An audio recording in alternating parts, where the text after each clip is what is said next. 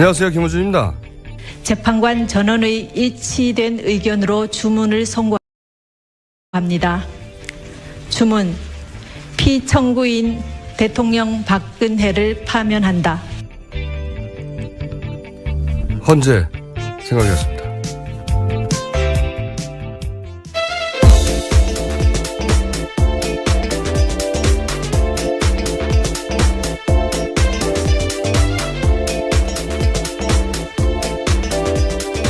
역대 가장 짧은 오프닝이었어요. 네. 그 말 한마디로 충분하기 때문에. 시사인의 김은지입니다. 네. 어디서 그 헌재 판결 들었어요? 저는 그날 마감 날이어서요. 회사에서 들었습니다. 회사. 예. 네, 시사인이었으면 뭐 환호성이 터졌겠네요. 예. 뭐 대부분이 환호성을 터뜨릴 상황 아니었을까요? 그리고 그날 이제 세상에서 가장 무서운 그러나. 예. 몇 번씩 가슴이 출렁였습니다. 예. 그러나가 그렇게 무서운 단어인지 몰랐죠. 예.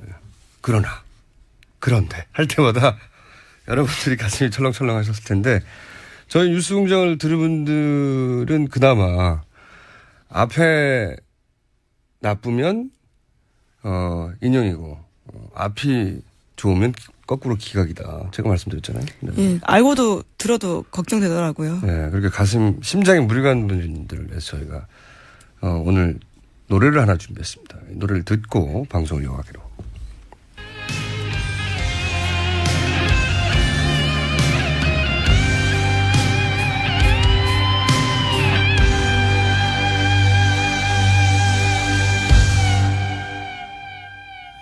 She's gone.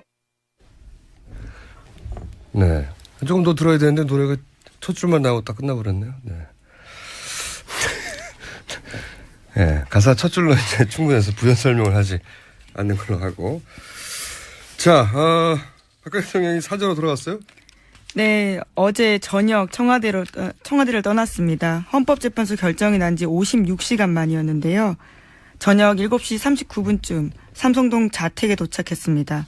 웃음 띤 모습으로 자유한국당 의원들과 지지자들에게 인사를 건네고요. 집으로 들어갔습니다. 헌재 결정에 승복한다라는 메시지는 끝내 내지 않았습니다. 저는 이제 뭐 이틀 만에 가고 그래서 빨리 나가야 되는데 안 나가냐 이런 얘기 있었는데 그건 뭐 사정가 준비 안 돼서 그렇다고 쳐도 가장 큰 문제는 메시지가 없었다는 거죠. 메시지가. 예, 직접 네. 메시지는 없었습니다. 청와대에서 사저로 가는 순간의 상징성 이런 걸 생각해 보면 그 기회를 사실 그 친박 입장에서 충분히 살렸어야 되는데 그것도 못 살렸어요. 그러니까 메시지가 없다는 게 이게 내 기분과 무관하게 내 위치나 지위나 역할이나 직분이나 책임에 따라서 해야 할 일이 있잖아요. 이거는 사회생활하는 성인 다 아는 거예요. 근데 헌정사상 초유의 일이 벌어졌는데 그 친박 집회에서 3분이나 사망했는데. 예, 그렇죠. 네, 자기 기분이 아니라고 입을 닫아버려요. 인정할 수 없다는 태도죠. 이거 어린애인가요? 예. 이거는 대통령 자질을 따지기 전에 정상적인 성인 축에도 못 드는 겁니다. 아니, 내 기분이 아닐 수 있죠. 하지만 성인이라면 자기 위치, 역할, 직분, 책임 때문에 해야 할 일이 있다는 걸 안단 말이죠. 그걸 안 해. 예. 게다가 저는 그 사저로 돌아가는 순간 아까도 말씀드렸지만 전 국민을 향해서 필요하다면 동정심을 불러일으키거나 혹은 자기 존재감을 만들어내거나 최상의 찬스거든요. 다들 보고 있는 순간이기 때문에 그 상징성이 대단하니까. 근데 한 게 이제 박사모 집결이에요. 아직 우리는 죽지 않았다. 우리 무시하지 마다. 뭐 이런 거거든요. 네, 또 트럼프기 똑같이 나오고요. 성조기 비슷한 것도 나오고 했었습니다. 네, 이거는 사실 동정심을 가질 만한 분들, 그분들하고 이런,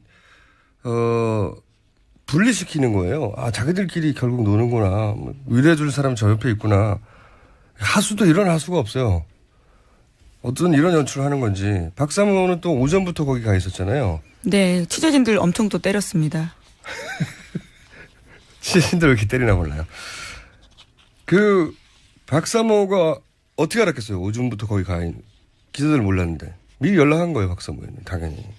그리고 이제 방송을 보신 분들은 아시겠지만 카메라가 자꾸 그 태극기로 가려졌잖아요. 네네. 그거는 현장에서 그 도망갔다던 박사모 회장이지 않습니까? 네. 그분이 현장 지휘를 했어요. 제가 알기로는. 그래서 MBC 지미집 있잖아요. 네. 그 카메라를 제외하고는 다른 모든 카메라를 태극기를 가렸어요, 계속. 예, 그렇죠. 일부러. 그리고 왜 박근혜 전 대통령이 이제 박사모 회원이 만든 판넬 그 앞에 쭈그리고 앉아서 사인하고 했잖아요. 어떻게 그 폴리스 사인하고 그 경호 라인을 뚫고 거기까지 들어왔겠어요? 그거 다 연출된 거거든요. 아, 저는 자기들이 가진 가장 큰 카드를 이런 팬클럽 행사 연출로 날려버리는 걸 보고 참 감사한 마음이 들었어요. 야, 와, 하수구나. 누가 브레인인지 박수를 보내드립니다. 네. 이번 대선에서 박근혜 전 대통령과 저 친박 세력이 변수가 될 가능성이 거의 없구나. 저 정도의 브레인이라면. 저는 그런 생각을 했고요. 대독 메시지가 있긴 있었죠. 네, 민경욱 의원이 대신해서 메시지를 전달했는데요. 네 문장이었습니다. 이런 이야기인데요. 제게 주어졌던 대통령으로서의 소명을 끝까지 마무리하지 못해 죄송하게 생각합니다. 저를 믿고 성원해 주신 국민 여러분께 감사드립니다. 이 모든 결과에 대해서는 제가 안고 가겠습니다. 시간이 걸리겠지만 진실은 반드시 밝혀진다고 믿고 있습니다. 제일 마지막 문장이 핵심인 거죠. 그렇죠. 진실이 반드시 밝혀지겠죠. 뭐 서로의 진실이 다른 걸로 알고 있으면 될 것 같습니다. 더 많은 진실이 밝혀지겠죠. 그런데 누구랑 같이 있다고 뉴스가 나와요? 지금 박 대통령, 네. 박 전 대통령 말씀하시는 네. 거죠? 지금은 사저에 계속 있으면서요. 이영선 경호관이 계속 보좌를 하고 있다라고 어제 채널A가 보도했습니다. 청와대에서 삼성동으로 파견한 20여 명의 경호 인력에 포함되어 있다라고 하는 건데요. 이 경호관 같은 경우에는 현재 불구속 기소된 상태거든요. 그런데도 거기에 끼어 있는 거고요. 게다가 윤전추 행정관도 어제 사저까지 동행한 모습에 얼굴을 드러냈습니다. 그러니까 삼성동 집에 합류할 가능성이 큰 거죠. 그렇군요. 근데 오늘은 저희가 일반 뉴스 말고 탄핵의 결정적 장면들 한번 되짚어 볼까. 김어준 해석판으로. 네. 우선 저는 이정미 재판관의 헤어롤 있지 않습니까? 크게 화제가 그렇죠. 된. 굉장히 화제가 됐죠. 네. 이 대통령 박근혜를 파면한다 하는 문장하고 저는 완벽한 완벽했다라고 봐요. 그 헤어롤이. 이번에 안 단어인데 정수리 뽕이라는 단어가 있더만요. 그런가요? 저도 지금 처음 듣는데요. 남성들은 M자 탈모가 있지 않습니까? 여성들은 중년이 되면 정수리 쪽에서 탈모가 일어난대요. 그래서 이 여성들에게는 이 정수리의 볼륨이 굉장히 중요한 거랍니다. 네. 여성들의 자존심이라고 할까요? 네. 그런데 저도 이번에 알아서 정수리 뽕이라는 단어가 따로 있어요. 검색을 치면. 근데 박근혜 전 대통령이 세월호 7시간 변명하면서 여성의 사생활이라는 단어를 꺼냈잖아요. 그렇죠. 네. 계속해서. 예. 이 말이 여성은 사생활 때문에 국가적 재난에 적절히 대처할 수 없다. 이런 이미지를 주는 자기 살자고 여성을 마치 열등한 정치가로 팔아치워버리는 그래서 이제 일반 여성들이 이제 분노와 수치감을 느끼는 거거든요. 그런 단어에. 김지훈 기자 마찬가지 아니에요? 김은지입니다. 죄송해요. 황당하죠. 그런 이야기예요. 사실. 그러니까요. 예. 굉장히 분노를 느끼고 수치심을 느끼는 건데 근데 저는 이 이정미 헤어롤이 여성들에게 큰 위로가 됐을 거라고 봅니다. 왜냐면은 이 정수리 뽕으로 상징되는 중년 여성의 이 여성성 여전히 챙기는 거예요. 동시에 그 롤을 직접 했다는 거잖아요. 보니까. 네. 평범한 일상이라는 거죠. 그분도. 그런데 이걸 한 걸 잊어버린 거 아니에요. 그렇죠. 일에 쫓기다 보니까 네, 정신이 없어서 그런 걸로 보입니다. 이게 1,000원짜리. 그런 걸 하고 그걸 잊어버릴 만큼 일에 집중한 전문가로서 이 대통령 탄핵을 책임진 헌재 소장 역할이 어마어마한 역할을 하죠. 그렇죠. 네.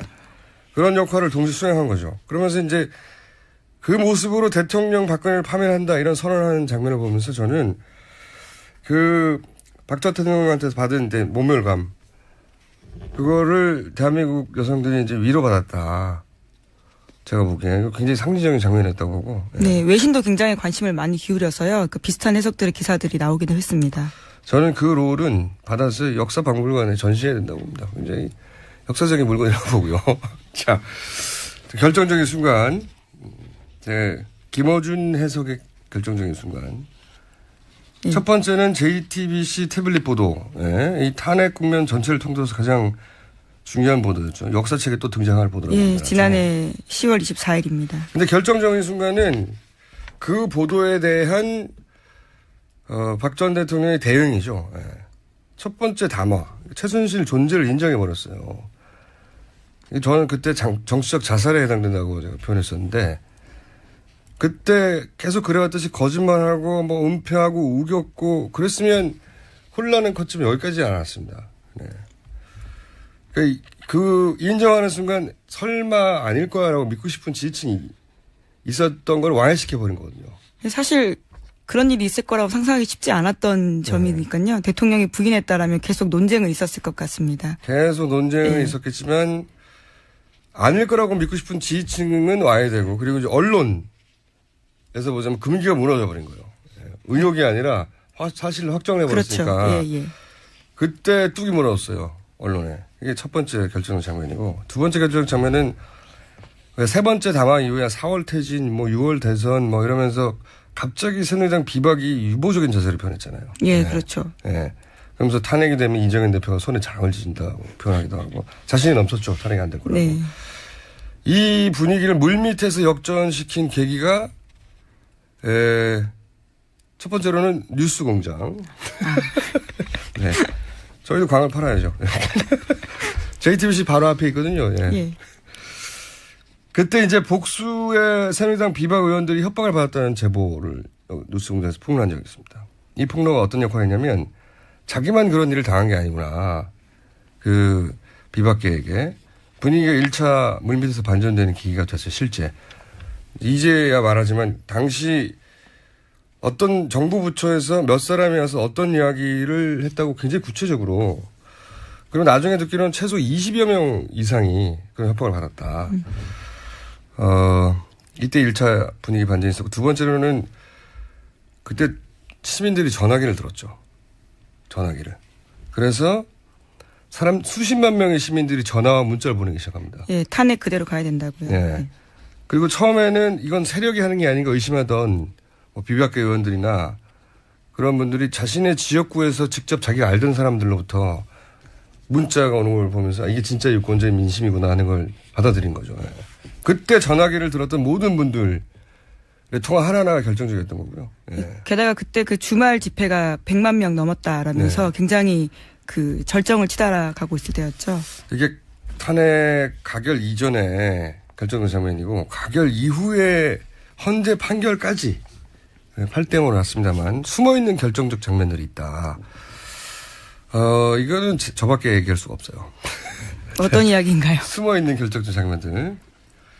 그 외에 제가 2월 중순쯤에 자유한국당에서 헌재 승복 서약서 네, 쓰라고 그렇죠. 막 치고 나올 때. 네, 원유철 의원 같은 분들요. 왜 승복을 압박하냐 자유한국당이. 너무 이상하지 않냐. 처음으로 문제 제기했던 거잖아요. 네. 이제야 말할 수 있다. 몇 가지 얘기를 해보자면 사실은 그 한 달 전쯤에 시작된 물밑에 어떤 흐름이 존재했어요. 어떤 흐름이었냐면 뭐였냐면 이제 2명의 재판관은 기각 가능성이 높다. 그리고 3명의 재판관은 기각 가능성이 있다 하는 첩보 수준을 넘어서는 굉장히 구체적인 정보. 한 1월 중순쯤에 처음 등장했었는데 청와대가 왜 마지막까지 4대4 혹은 5대3 기각을 믿었다고 하잖아요. 예. 그 믿었던 정보가 그거예요. 맨 처음 1월 중순쯤에 등장했던 청와대가 얼마나 기각을 확신했냐면 지나간 일이니까 밝히지만 제가 알기로는 청와대 내에서 그 기간 동안 비밀리에 다음 내각을 준비하고 있었어요. 예. 그런 인물들도 만나고 있었고 심지어는 그 탄핵 헌재 심판 직전 전날 청와대의 주방에서 자축 케이크를 준비했다고 제가. 네. 5단 케이크를. 그렇게 알고 있습니다. 저희 광범위한 정보망에 걸린 첩보 중에 하나인데 세상에 비밀이 없거든요. 굉장히 민망한 일이네요. 하지만 그 정도로 믿었다는 거예요. 이게 단순히 그 뭐 찌라시 혹은 뭐 친박 프레임이 아니고 청와대가 겨우 증권과 정보지에 이렇게 매달려서 이러는 거 아니거든요. 예, 절대 아니고 그건 권력의 집요함이라든가 어떤 힘을 너무 과소평가하는 거고 마지막 순간까지 믿을 만큼 대단히 구체적인 정보가 있었는데 어떤 경로로 만들어진 건 짐작은 가지만 어쨌든 그때 그런 정보가 등장하면서 헌재 승복하라는 공세 그리고 가짜뉴스 본격적으로 생산하고 그리고 뭐 친박 집회 대규모로 확대하고 그리고 김문수 전 도지사 같은 분들이 집회에 직접 등장하고 동시다발로 진행됐죠. 그러니까 2+3 이 기각 가능성을 붙이려는 작전이 그때 시작된 건데 근데 이 작전의 전략이 완전히 실패한 거예요. 전략이. 제가 보기엔. 완전한 패착이다. 그 전략이 뭐였냐면 인용되면 큰일 난다 이런 협박 그리고 무시 비협조 이런 거거든요. 생각해 보시면 그때 특검 조사나 최후 진술 다 거부했잖아요. 네네 헌재에서요. 네. 네. 그리고 법정에서도 어떻게든 일정을 지연시키라고 하는 비협조가 있었죠. 협박들 친박 집회는 사실은 한마디로 하면 인용되면 큰일 나 이거잖아요. 협박. 대국민 협박이고 또 이정미 강일원 재판관에 대한 협박. 뭐 집 주소를 공개한다든지 뭐 특검도 협박했죠. 박명수 특검, 박영수 특검, 박맹희로 뭐 목을 딴다느니 뭐 법정에서도 협박했죠. 아스팔트에 피를 물들 거다. 근데 이 전략이 완전한 실패인 게 아무리 보수 재판관이라 하더라도 자기 이름을 쓰고 영원히 남는 결정문이잖아요. 그러면 평생을 벽관으로 살아왔던 사람들에게 결정문에 어떤 논리로 기각될지 그걸 제공해 줘야 되는데 그건 제공해 주지 않고 오로지 수치심 만들게 하는 거예요, 이게. 정말 이 멍청한 전략은 누가 짠 건지 박수를 보냅니다. 저는 정말 궁금하고. 그리고 이제 외부에서 온 치명차도 연속으로 있었죠. 콤비로. 삼성 이재용 부회장 영장, 구속영장 청구. 그리고 발부. 그때 당시 유일하게 법리 다툼을 했던 사람이 이제 헌재재판관 출신 이동호 변호사였잖아요. 네. 이분의 가장 중요한 논거가 이재용 부회장의 영장도 기각되지 않았나요? 네, 그렇죠. 뇌물죄 적용할 수 없다라는 거였죠. 근데 이제 이게 발부가 되면서 그 논리가 유일한 법리로 다투던 분이 날아갔고. 그다음에 국정원 사찰 뉴스. 이거 굉장히 컸습니다. 재판관들 입장에서 보면 자기 결정이 어떤 정보기관의 사찰의 결과로 보이게 하는 부분이 있거든요. 위축되죠, 그러면. 세 번째 타격은 저는 이것도 컸다고 보는데 대법원장이 이정미 재판관 후임을 선정했잖아요. 대법원과 헌재는 사이가 안 좋습니다. 서로. 매우. 그런데 이거는 3월 13일 이후로 헌재 판결을 연기하라고 하는 아마도 친박 사이드에서 압력과 헌재 영향을 주면 안 된다고 하는 어떤 원론 사이에 타협을 해가지고 그 헌재 판결 직전에 이런 임명을 했잖아요. 이게 제가 보기에는 헌재 재판관들 자존심을 또 장악한 겁니다. 예. 자존심 장악하죠. 예. 당연히. 그것도 실패 전략이고. 그리고 8대0 인용이 됐잖아요. 저는 8대0 인용을 만든 주인공이 바로 친박 집회라고 봐요. 왜냐하면 그때 이제 과격하게 협박하고 국론이 양분됐다고 하는 프레임으로 계속 밀고 나갔단 말이죠. 근데 이게 재판관들이 소수 의견을 내면 그 소수 의견의 근거로 해서 친박 집회가 더욱 가열될 거라는 우려를 만들어주죠. 네. 역시 땡큐입니다. 이 일관되게 무식한 전략. 대리인단 같은 경우에도 굉장히 말도 안 되는 막말을 변호사로서 할 수 없는 일들을 했는데요. 계속 모여겠죠. 예, 그렇죠. 그 수석 대리인이라고 했던 그 발언을 한 날 처음이자 마지막으로 헌법재판관들이 모여서 술을 먹었다고 합니다. 그날 뭐 거의 통음하듯이 서로 토론을 했다고 하던데요. 네. 그런 것들이 굉장히 나쁜 전략이었던 거죠. 그러니까 일관되게 재판관들이 거기다 쓸 그 어떤 논리 하나 제공하지 않고 계속 압박했단 말이죠. 이 전략을 세운 브레인에게 박수를 보냅니다. 그들 스스로 만들어낸 거예요. 그리고 강일원 재판관의 존재도 저는 굉장히 중요했다고 봅니다. 원래 주심이 평의할 때 헌법재판소는 서로 의논해서 결론을 내잖아요. 근데 주심이 먼저 의견을 제시하고 평의를 주도해 간다고 해요. 그러니까 결정문도 초안을 쓰고. 근데 이 주심이 의견을 내고 이의 제기를 하고 그러면서 이제 의견이 좁혀가고 근데 보니까 강일원 재판관이 굉장히 탄탄하고 꼼꼼하더라고요. 예, 문제가. 그러시죠. 또 법정에서도 굉장히 송곳 질문했습니다. 네. 심판정에서도. 이분이 처음에 의견을 제시할 때 반론하기 쉽지 않았을 거라고 봐요. 워낙 탄탄해가지고. 다른 분이 만약에 주심이었다면 다른 결론에 도달했을 가능성이 없지 않다고 저는 봅니다. 네. 그래서 근데 이 헌재 주심 배당을 어떻게 하는지 아십니까? 무작위로 하는 거 아닌가요? 컴퓨터로 해요. 예, 컴퓨터로. 예, 무작위로. 네. 우리 모두는 그 컴퓨터에 감사해야 합니다. 역시 이 컴퓨터도 역사박물관에 보관해야 된다. 이정미 재판관이 직접 읽은 결정문 내용은요. 네. 헌법재판소 실제로 박물관에 간다고 합니다. 말씀처럼 헤어롤도 함께 헤어롤 가면. 가야 되고요. 이 컴퓨터 가야 합니다. 네네. 그리고 이렇게 이 전략을 세운 분 있지 않습니까? 그분이 누군지 성함을 알아내서 그분의 주민등록증도 함께 가야 합니다. 다 같이 친박 집회도 가야 되고요. 네네. 다 함께 힘을 모은 거예요. 네. 그분들이 결정적 장면들이었다 봅니다. 이것들이. 혹시 제가 말하지 않은 결정적 헤어롤이 전문 용어로는 그 업계에서는 그룹프라고 하네요. 예, 그룹프라고 부릅니다. 뭐죠 이게 그룹프가? 아마 일본어에서 온 그런 말이 아닐까 싶은데요. 궁금하네요. 통상 그냥 그렇게 입말로 사용하는. 그룹프? 예, 예. 여성들은 그룹프라면 다 알아요? 예, 그렇더라고요. 그리고 그게 1,000원이라면서요, 1,000원. 가격은 사실, 예, 아마 그렇게 비싸진 않은 걸로 알고 저는 있습니다. 꼭 그 이정미 재판관 머리에 달려있던 2개, 그거를 떼와야 된다고 봅니다. 자, 잠시 후 2, 3, 4분은 저희가 특집을 준비했어요. 소추위원들이었죠. 더불어민주당의 박범계 의원, 그리고 국민의당의 소추위원이었던 김관영 의원, 그리고 바른정당에 오랫동안 첩거했었죠. 예, 장제원 의원, 소추위원 세 분과 함께 이야기를 쭉 나눌 거기 때문에 오늘은 뉴스 하나 정도 읽고 들어갈까요? 예. 네, 탄핵 반대 집회 참가자 3분이 사망했고요. 네. 또 탄핵 반대 집회에서 기자들이 무차별로 폭행을 당했습니다. 기자들을 일부러 때리라고 한 건지요. 예. 탄핵의 언론의 역할이 아주 컸다라고 그분들은 바라보시는 것 같고요. 실제로 언론 역할이 컸던 것도 사실입니다. 네. 그러다 보니까 그 억하심정들을 당일 현장에서 기자들을 색출하라라는 소리까지 들으면서요. 무작정 때리기 시작했고요. 심지어 외신 기자까지 맞았다라고 합니다.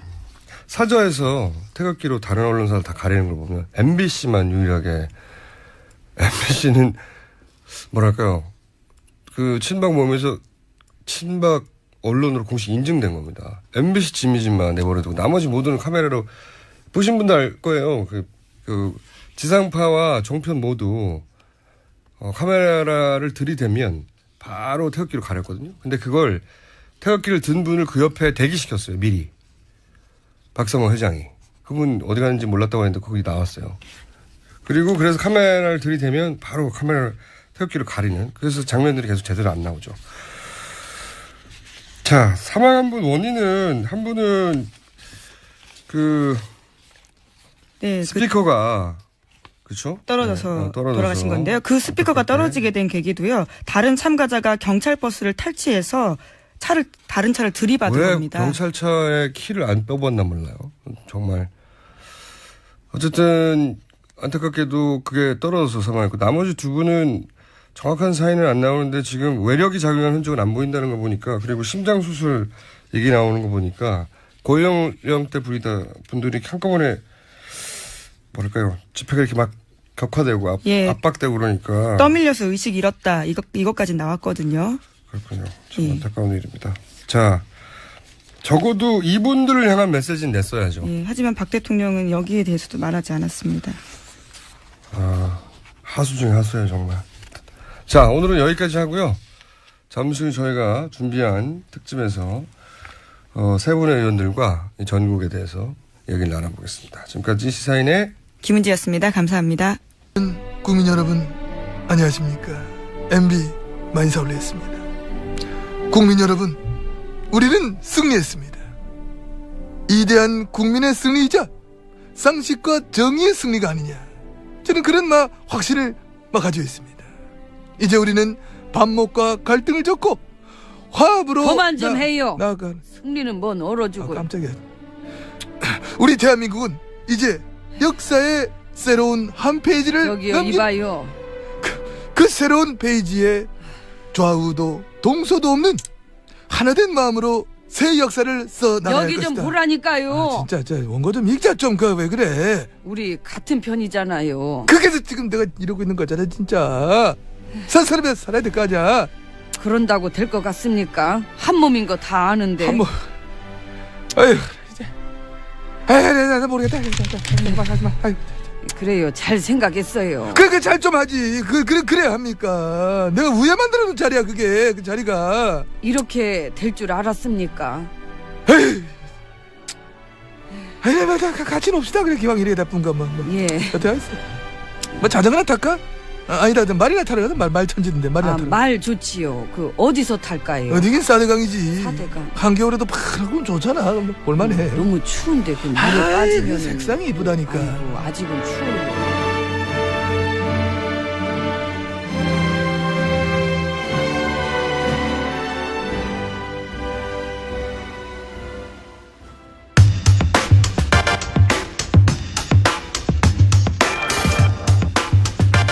자, 오늘은 특집으로 준비했습니다. 더불어민주당의 박범계 의원 나오셨습니다. 안녕하십니까? 네, 반갑습니다. 국민의당 김관영 의원님 나오셨습니다. 안녕하십니까? 네, 안녕하세요. 김관영입니다. 바른정당에 오랜만에 나오신 장재현 의원님 나오셨습니다. 안녕하십니까? 안녕하십니까. 장재원입니다. 어디 가셨었어요? 글쎄 제가 한 3주 방송을 출연을 못했습니다. 이 세 분의 공통점은 탄핵소추위원이었다는 거. 네, 세 분의 공통점은 그런 공통점이 있습니다. 다른 얘기 전에 그 장재현 의원님 오랜만에 방송에 나오셨으니까 짧게 한마디 하셔야죠. 예, 반갑습니다. 그동안 많이 성원해주고 격려해 주셨는데 조금 가정의 문제로 이렇게 실망을 드려서 진심으로 죄송하다는 말씀을 드리고 앞으로 저희 아들 성원하면서 잘 지켜보겠습니다. 그동안 제 응원해 주시고 또 비판해 주신 여러분께 진심으로 감사드립니다. 자, 그럼 돌아가시죠 이제. 자, 오늘 제가 질문도 굉장히 많은데 저희 작가들도 궁금한 게 되게 많았나 봐요. 몇 장에 걸쳐서 이렇게 긴 질문 좀 처음 봤는데 다른 이야기 전에 이 탄핵 결정 전에 네. 탄핵이 인용되었지만 네. 이거 약간 불안한데 하는 순간들 그때는 내가 말을 못했는데 각 당의 사정상이라든가 혹은 본인의 감 혹은 뭐 본인의 정보 이때 진짜 불안했었어. 그때는 말할 수 없었지만 지금 말할 수 있다. 자, 그러면은 당원이랍니다. 의원 수도 할까요? 네. 당원 수도 아니다. 예. 예. 박범계 의원님부터. 네. 네. 글쎄 뭐 두 가지 대목인데 첫 번째는 지금 이제야 말할 수 있다. 네. 예. 그러니까 딴 데 가서 말할 수 정말 이제야 말할 수 있는. 네, 진짜 이제야 말할 수 있는. 저는 조영호 재판관님, 예. 제가 인사청문회를 했던 분이고, 예. 김창정 재판관님, 네. 그 두 분 또 이제 일단 그 두 분, 예. 그 두 분에 대해서 사실 박근혜 대통령이 직접 임명권을 행사한 분은 서기석, 조영호 네. 두 분인데 서기석 재판관님은 꽤 이렇게 질문을 통해서 일종의 우리 나름대로 커밍아웃. 네. 저분은 탄핵 인용을 마음을 먹으셨구나. 네. 판단할 근거들이 나왔는데 두 조영호 재판관님하고 김창원 재판관님은 말씀이 워낙 없으셔가지고. 김창원 재판관님. 네. 솔직한 얘기로 이제 한 분은 대통령이 임명하신 분이고 한 분은 TK에서만 거의 이제 향토법관. 지역법관을 예. 하셨던 분이라. 불안하셨죠. 불안했습니다. 예. 네, 그래서 끝까지 이제는 말할 수 있습니다. 끝까지 저분들 말씀이 없으셔가지고 어떤 생각 갖고 계신가 했는데 저는 탄핵 인용 결정이 나기 전에 한 일주일 전부터 8대0으로 갈 거다 이제 이런 예측을 공개적으로 했는데요. 왜냐하면 탄탄하게 5명 내지 6명의 탄핵을 인용해야 된다는 법정 의견을 갖고 계신 재판관님들이 혹시 설득을 할 가능성이 매우 높다 이렇게 봤는데 아니나 다를까 열어놓고 보니까 두 분 재판관님도 흔쾌히 인정을 하셨고, 그 다음에 가장 직접적으로 정말 살떨린 시점은 탄핵을 선고하기 직전에 이제 재판관님들이 그 대법정에 입정하기 전에 손범규 변호사하고 대통령 측에 또 이동호 변호사님이 두 분이 막 뭐 이렇게 표현하면 좀 그렇지만 굉장히 밝은 표정이었어요? 밝은 정도가 아니라 이게 귓속말도 하고 웃고 막 그래서 제가 그 당황해가지고 우리 저 김관영 의원님하고 장재현 의원님 맞아요. 쪽으로 가서 권성동 위원장님 그리고 맞아요. 또 우리 저 뭐 진행했던 우리 헌재 변호사 재판장에서 예. 그 내에서 들어오기 전에 들어오기 전에 그분들 들어오기 전에 10분 전이죠, 10분. 재판관 10분 들어오기 전에. 전에 그래서 야 이거 무슨 일이 있는 거 아니야? 이거 어떻게 되는 거야? 자기들만 아는 정보가 있는 거 아니야? 뭐 예, 이런 게. 그러니까 예. 아주 살뜰렸습니다. 서늘하셨고. 그두 대목은 아주 예. 그분들은 기각을 확신하셨던 것 같아요, 보니까. 이유는 모르겠으나. 그러니까 이제 판단이 아주 미숙한 거죠. 저기 장재현 의원님 의원 수로 보면 국민의당이군요. 네. 제가 서운하려고 그랬습니다. 예. 큰일 날 뻔했네요. 예. 저는 이제 이정미 재판관이 오늘 퇴임하지 않습니까? 예.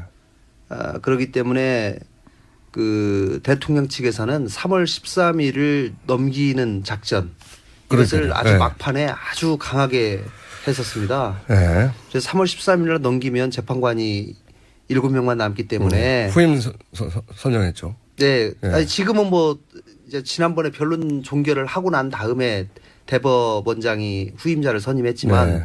그 당시에는 변론 종결되기 전까지는 후임자도 선정이 안 된 상황이고 네. 또 설사 후임자를 선정했더라도 국회에서 청문회 절차나 전부 거쳐가지고 임명되려면 거의 한 달 가까이 이렇게 시간이 네. 걸리거든요. 그런 상황에서 이 마지막 한 2주 전부터는 집요한 지연작전을 그렇죠. 펼쳤습니다. 그래서 3월 13일이 만약에 넘어가 버리면 저는 대단히 쉽지 않을 거다. 그렇겠죠. 그리고 예. 7명만 남게 되면 7명 중에 1명이 병원에 입원해 버리면은 진행이 안 되는 거거든요. 예. 예, 그래서 그 작전으로 가는 것. 마지막에는 또 그 작전 중에 하나로 대리인단이 총사퇴하는 것까지도 예. 뭐 자기들이 의미심장한 결단을 할 수밖에 없다라고 그런 얘기까지도 했거든요. 그래서 야 이거 최악의 경우는 저 사람들이 극단적인 선택 대리인단이 총사퇴하면서 뭐 또 새로운 대리인단 선임해야 되기 때문에 시간 달라 또 기록을 읽어봐야 되기 때문에 시간 달라 이런 식으로 하면서 다시 또 지연작전을 할 가능성도 있겠다. 그렇게 되면은 이게 일주일만 밀려도 확 밀려버리고 몇 달이 몇 달이 걸리는 것이 아니라 아예 이제 인용이 안 될 가능성이 생겨버리기 때문에 대법원장을 근데 그 대법원장이 그 후임을 발표한 것은 저는 결정적 패착 중에 하나였다고 봐요. 왜냐하면 현재 재판관들 입장에서는 굉장히 자존심이 상했을 거라고 봅니다. 아니 왜 개입해? 우리가 다 결론 거의 다 냈는데 패착이었다고 보지만 그때 살 떨리셨군요. 네. 네네 그러니까 후임자를 임명은 저희들은 기본적으로 변론 종결이 된 이후라면 이제 재판을 더 이상 진행하지 않겠다라는 것을 선언을 했기 때문에 그 다음에 후임자를 임명하는 것은 뭐 대법원장으로서는 정상적인 또 후임자 임명 과정이기 때문에 그럴 수도 있겠다. 근데 헌재 판결 이후에 했었어야 되는데. 그렇죠. 네. 그거는 또 일주일 전에 할 이유가 맞습니다. 없네. 예, 네. 그거는 또 여러 가지 얘기가 있지만 예, 그런 대목이 있었던 것 같습니다. 장재현 의원님 힘내시라는 문자가 제법 오는데 의원실에서 보내는 건가요? 글쎄요. 자, 의원님은 불안했던 순간들이 일단 개인적으로 불안하셔가지고 그죠? 그 얘기는 조금 이따 하고요. 사실 저는 뭐 우리 탄핵 소추위원들 대부분이 이 법률가시예요. 네. 판사 출신이고 또 검사 출신이고. 본인은 아니신데 어떻게 예, 저는 돌아가셨어요? 이제 사실은 그 법률가 출신이 아니지만 권성동 위원장께서 개인적으로 저하고 대학 선후배고 해서 정무적으로 조금 조언을 해달라. 그래서 제가 소추위원회 들어갔는데 많은 이제 법률 전문가 분들은 뭐 하나 뭐 헌법 위반 사례가 5개, 법률이 다 8개다. 또 헌법재판관의 성향이 어떻다 이런 것들을 잘 아시니까 네. 굉장히 불안해 하실 부분이 좀 있을지 모르겠는데 일반적으로 국민들의 보편적 상식에서 이것이 불안할 시점이 있는가 또 네. 마지막 날 탄핵 그 결판 나는 날 많은 의원님들이 모여서 야 이게 너무 저쪽에서 이동호 그 변호사하고 김홍민 변호사 너무 밝은데? 너무 밝고 웃지 않느냐 그래서 제가 그랬어요. 이춘석 의원님 계셨는데 이게 탄핵 인용이 안 되면 뭐가 됩니까? 이렇게 말씀을 드렸는데 아무것도 모르니까 마음 편했군요. 네, 저희 대표 변호사께서 그러니까요. 대표 변호사 8대 0입니다. 그렇게 말씀하시더라고요. 그래서 저는 뭐 탄핵이 될 거라는 거는 제가 뭐 어떤 그 위험한 순간은 별로 없었는데 다만 저는 확실하게 이게 탄핵 인용이 될 거다 확신을 가진 게 안종범 씨가 나와 가지고 모든 행위의 정점에 대통령이 있었다라는 얘기를 하는 딱 들을 때 이거는 이제 끝났다 이런 생각을 했고 아무것도 모르니까 그래. 다만 이제 김평우 변호사가 나와가지고 이제 참 어떻게 보면 이 재판장을 혼탁하게 만들고 그렇지. 또 험죄를 어떻게 보면 권위에 도전을 하는 이런 말씀을 한 모욕을 많이 가운데서 했죠. 네. 이게 지금 결국은 이 변호사들도 대통령 측 대리인들도 인용을 인지를 했구나. 그래서 이걸 여론몰이식으로 가는구나. 그래서 이게 굉장히 좀 이렇게 보수 진영 내에 어떤 그런 여론들이 분열을 시키고 있는구나. 그래서 그런 정치적으로 어떻게 보면 보수 진영 내에 어떤 보수 적통 경쟁에서 조금 문제가 있지 않겠나 생각을 했지 전반적으로 탄핵 인용에 대한 어떤 위기의 시점이나 이런 거는 크게 뭐 저는 느끼지 못했습니다. 마음이 참 편하셨군요. 쉬시는 동안. 그리고 이런 건 어떻습니까? 이게 이렇게 큰 사안은 사실은 결정적 순간들이 있잖아요. 이게 이제 우리가 TV로 본 결정적 순간도 있지만 현장에서 소추위원으로 이때가 정말 결정적인 순간이었어. 저 개인적으로는 그 김평우 변호사의 투입도 결정적인 것 중에 하나라고 보는데. 네. 김평우 서석구. 네. 그런 분들이 변호사님. 참 큰 역할을 해주셨고. 큰 역할을 해줬죠. 네. 정말로 큰 역할. 제가 보기에는 이번에 이제 선고를 하고 놓고 보니까 쭉 되돌아보시니까. 선고문의 구성 자체도 그렇고 사실은 전체적으로 이제 대통령 공무원 임면권, 언론의 자유, 세월호 이 부분이 다 그러나로 다 이 배척이 된 거 아니겠습니까? 네. 정말로 그때는 이러다가 진짜 마지막 몇 개 안 남았는데 이제. 몇 개가 아니라 딱 하나 남은 거죠. 그러니까요. 기각되는 거 아니냐 했더니 이제 마지막에 이제 국정 개입 행위와 이제 권한 남용 행위로 인정을 한 건데 사실 엄밀하게 보면은 이번 8분의 헌법재판관님들이 가능한 한 박근혜 대통령을 탄핵시키지 않는 방법. 그러니까요. 탄핵을 안 시켜도 되는지에 대한 고민이 있었어요. 그러니까요. 보수 재판과 보수적 성향의 재판관들은 그렇게 했던 것 같아요. 예. 굉장히 이제 우리가 이제 예전에 재판을 해보면 이것은 유죄인지 무죄인지 뭐 일종의 그 무죄 추정 원칙이라는 게 있지 않습니까? 사실 이번에 대통령 파면 절차인데 이번에도 무죄 추정 비슷한 그런 원리가 작동했고 설사 법 위반이나 헌법 위반이 있어도 대통령이 반성을 한다면 즉 복직해서 정상적으로 대통령직을 수행할 수 있을 가능성만 있다면 사실은 탄핵을 안 시켜도 된다라는 생각을 갖고 계셨어요. 판결문을 보면. 판사 출신으로 안다 이거죠. 예. 그러니까 그런데 해보신 분들은 이런 걸 아시는데 장 의원님 말씀처럼 김평우 변호사님하고 서석구 변호사님 이분들이 투입이 되면서 분위기가 이제 달라졌습니다. 예. 그러니까 제가 보기에는 완전히 이제 뭐 재판 끝났다라고 오판한 것도 있지만 사실은 대통령과 대통령을 지지했던 세력의 힘을 과신해가지고 그러니까요. 이렇게 선동을 하면 상당 부분 확 일어나고 실제로 많은 뭐 소위 친박 집회라는 것이 그냥 티밥 튀기듯이 확 불같이 일어난 건 사실이거든요. 뭐 알았는 표현은 아니네요. 티밥 튀기듯이. 점잖은 표현은 아닙니다만은 그 힘으로 사실상 헌법재판관들을 설득시킬 수 있었다라는 오판을 했을 가능성이 높은데 오히려 그것이 헌법재판관들의 영린을 건드리고 자존심을 건드리고 대통령과 대통령 둘러싼 심지어 대리인들조차도 이렇게 막 가면 이런 분들을 원직으로 복직시켰을 때 그 국정농단은 다시 또 개시될 가능성이 있다라는 그 판단을 한 것 같아요.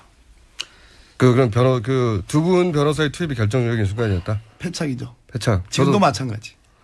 결정적인 순간 딱 그때밖에 없었습니까? 보시기에? 꽤 있었죠. 아까 좀 처음에 말씀드린 것도 있고. 그런 정보를 얻었을 때 혹은 이 두 분은 굉장히 정보라기보다는 계속 우리 김어준 총재님이 계속 그 부분을 저를 한 달 동안 저를 이제 신문하고 계시는데 정보라기보다는 분석상 저는 이 탄핵 재판이 쉬운 재판은 아니라는 것을 알고 있었습니다. 판사 출신으로서. 탄핵 재판이라고 하는 것이 기본적으로 헌법재판소가 그 절묘한 시점에 이렇게 드시고 그러세요, 그걸. 헌법재판소가 증거를 강제로 수집할 수 있는 권한이 있는 것이 아니기 때문에. 그러니까요. 이미 수집된 정보를 주로 제출하고 뭐 헌법재판소에서 새롭게 할 수 있는 것은 증인 듣고 뭐 증언 듣고 이런 방식이거든요. 그러다 보니까 증거 수집 특히 제가 볼 때는 대통령을 직접 신문할 기회가 없었지 않습니까? 그것 때문에 추가적인 사실 확인하는데 상당히 애를 먹었고 그것이 이번 헌법재판소의 판결에 공무원 임명권 남용을 통한 직업 공무원제 본질을 해치지 않았냐 그 부분하고 세월호 부분하고 언론 침해 부분하고 이 세 개 부분은 이제 어떻게 보면 인정이 안 됐는데 그 부분은 제가 재판 과정을 지켜보면서 마지막에 결국은 대통령이 개입했냐 개입하지 않았냐 누가 대통령이 누구에게 지시했냐 이 부분이 밝혀져야 되는데 그 부분을 밝힐 수 있는 기회가 없었다. 그렇기 때문에 결국은 이제 지금까지 드러난 증거에 비추어 봐도 인정하기가 어렵다. 이제 이렇게 판결이 날 수밖에 없었다라고 생각이 됩니다. 결정적 순간 의원님이 보시기에 이때가 결정적이었어 이런 순간은 없으셨어요? 저는 탄핵 저희가 소추 의결서를 작성해서 12월 9일 날 탄핵 국회에서 의결을 하면서 234명이 찬성을 했습니다. 네. 그래서 저는 당시에 한 210명 정도 할 걸로 봤거든요. 네. 234명이 하는 순간 이건 헌재에 가서도 가능성이 높아지겠다라고 하는 굉장히 큰 확신이 들었고요. 또 두 번째는 저희가 이번에 헌재에서 주로 인정된 것이 대통령이 직접 본인이 임명한 검찰이 수사한 검찰 수사 결과 예. 공소장에 기재된 그 수사 결과에 공범자로 기재된 그 부분이 대부분 인정이 됐고 또 그거에 관한 증거 자료가 검찰 수사 자료가 대부분 헌재에 그대로 넘어가서 그 부분이 되게 인정이 된 부분이 많습니다. 그렇기 때문에 검찰에서의 수사가 결국은 이 증거 자료 확보나 이번 헌재 인용에도 큰 영향을 미쳤다라고 생각을 하고요. 헌재에서 증언 과정에서는 안종범 씨의 증언이 저도 아까 우리 장 의원님 말씀하신 것처럼 가장 결정적이지 않았나 싶습니다. 우리 그 법률 아직 묻지도 전문가 않았는데. 마음이 급하셨어요? 법률 전문가들께서는 너무 오랫동안 말을 못 하셔가지고 3주 동안. 아니 말 좀 줄이겠습니다. 그러니까 복잡하게 생각하시는 건데. 복잡하게 생각하시는 저는 이게 쭉 보면은요. 이번에 이정미 그 소장 대행께서 이렇게 쭉 읽어내려가시는 걸 보면은 다시 한번 느꼈어요. 법은 상식이다.